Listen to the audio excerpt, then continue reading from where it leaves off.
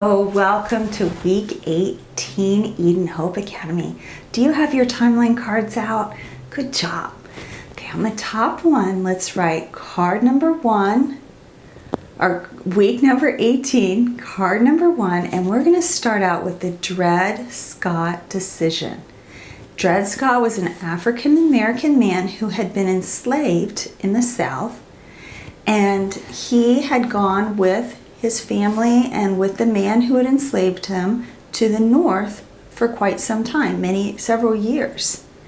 And then when the man who enslaved him died, he asked for his freedom, and he was rejected for his freedom. So actually the family who had enslaved him previously supported him in getting his freedom, and so they went to court about it.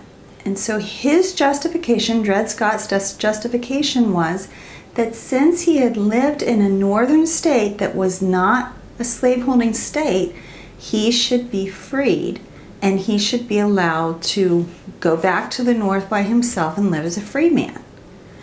But the case went all the way to the Supreme Court of the United States, and Judge Robert Taney, who was a big slave supporter, so was he just interpreting the Constitution like the Supreme Court is supposed to do? No, he was letting his personal views get involved, and he said that all people who are African American, whether they're free or enslaved, that none of them are citizens of the United States, and none of them have even the right to petition the court. So, wow, what does that mean? That means that people like Dred Scott, who wasn't just, he was born in the United States, but his parents, his grandparents, his great-grandparents, his great-great-great-parents, his great-great-great-great-parents, all of them had been born here too. He had been there, someone way down the line had been brought on a ship from Africa against their will.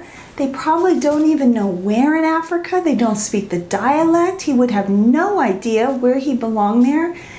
And yet he wasn't a citizen, so where was he a citizen of if he wasn't a citizen of here?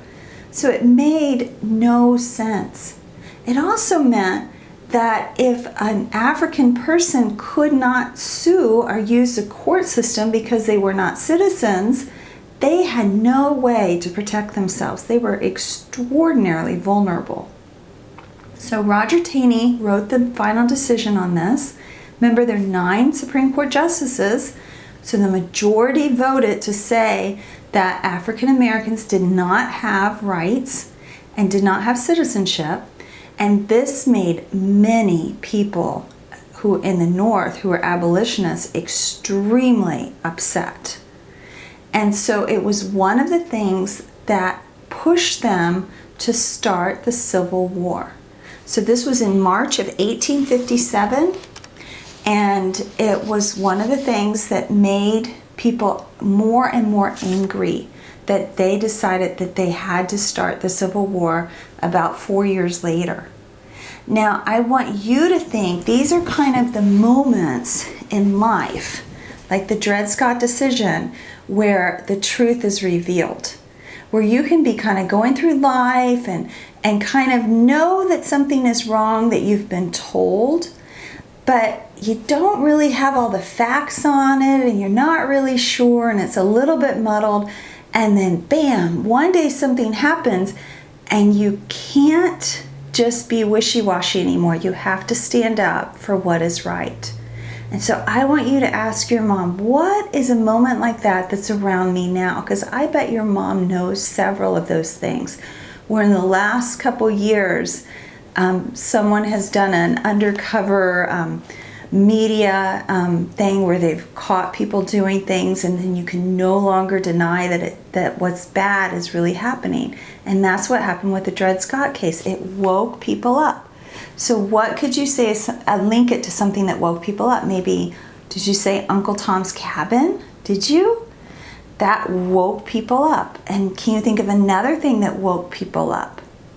How about Frederick Douglass and his work, or Harriet Tubman? So I want you to link all those to Dred Scott, because in Eden Hope, what we're trying to see from Dred Scott is that it was something that woke people up, and to always remember that even though the Supreme Court says it, and even though we have to obey what our laws of our land are, we can know that God's law is supreme and we are to follow God's law. Okay, our next card is Abraham Lincoln. So it's week 18, card 2, Abraham Lincoln. And I bet you guys can draw beautiful pictures of Abraham Lincoln. And I'm just going to go through a little bit of his life because I want you guys to watch some videos below about him because he was such a great president. And Abraham Lincoln was born in Kentucky in a little bitty log cabin, and he was homeschooled. He had very little formal education, but he taught himself, just like you guys do. And he even taught himself how to be a lawyer and pass a bar exam all by himself or with just some help from friends. And so he was a lawyer, and he was known as Honest Abe because he was extremely honest with all of his clients. And he was a Republican, and he was born, like we said, on February 12, 1809 in Hardin, Kentucky, and his family moved to southern Indiana in 1816.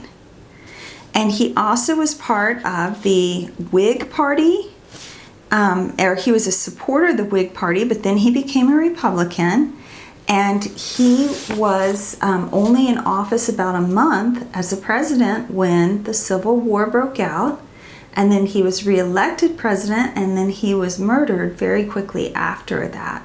So I want you to watch some of the videos below and think about some of his quotes, and at Eden Hope this week, come in with one quote that Abraham Lincoln said. Okay? And there's some in our book, so you can kind of just read our book if you want to. Okay, our next card is week 18, card number 3, Charles Darwin. And Charles Darwin was an English or British scientist, and he was trying to figure out where we came from. And it's interesting to note that his wife was very much a believer in Jesus Christ and prayed for him very many times, but he rejected God. And so he was on a quest on a ship called the Beagle to find how we got here, what started men. And he had read quite a bit, and he had been very much into the theory of Lamarck, Lamarck, and they believed that animals progressed a little bit over time. So like a giraffe started out with a really short neck, but over millions of years, the giraffe got a larger neck. But the problem with that is we don't have any fossil records of the giraffe having a medium-sized neck. We only have fossil records of a giraffe with a giraffe neck. And so it doesn't really, there's not the evidence, the scientific evidence to back up his theory. So an example of Charles Darwin's theory is something that we see every once in a while, which is this picture of evolution. And so let's look at it. So we've seen an ape. I've seen apes. Have you seen apes? Have you been to the zoo and seen apes? Cool. And I've seen a human, and I even think I've seen you. But I've never seen the in-between people. I've never seen a half monkey, half person type of creature. And if there's still apes and there's still humans, why aren't there still the in-betweens? It doesn't make much sense, does it? And also, why don't we have the fossil records of the in-betweens? Every once in a while, scientists will say, aha, I found the fossil that proves that evolution is correct. But almost every time, or every time so far, they've turned out to be not true. They've turned out to be something else altogether. So poor Charles Darwin, he did not have modern technology. He did not know about DNA at all, which is the structure, the proteins, the ACGT proteins that make us as humans. He had no idea about that. And he had no idea that the cell was actually extraordinarily complicated with a nucleus as a brain and Golgi bodies and vacuoles and mitochondria. All of that was in your cells. And he thought The cells were just like a gooey substance, something that was just, just kind of plain. And so he even said that if it turns out that the cell is more complicated than what he's thinking, that his theories would not be true. But really, it was just a way to find a way to say that God didn't create us. And we know that God created us, because you being born alone is such a miracle, because you're a gift from God. God created you because he loves you so much, and he thinks you are so special. And so we need to realize, when we think about Charles Darwin, we need to go, oh, poor Charles. He didn't have all of the information that he needed. And we need to realize that what the Bible says is what we need to go with. So that's it on Charles Darwin. You can read some more about him or ask your mom and dad about him. But one of the things that saddens me the most about him is that people who really believe in this theory then don't value people's lives very much. They don't think that when people have problems, or they weren't born with everything perfect on them, that they're as valuable, because they think that we just generated from nothing, basically, and that there is no God who is supreme and who values each of us. So just keep that in mind about poor Charles, and realize that you are wonderfully made by the God of the universe who created you. I'll see you next week. Bye-bye.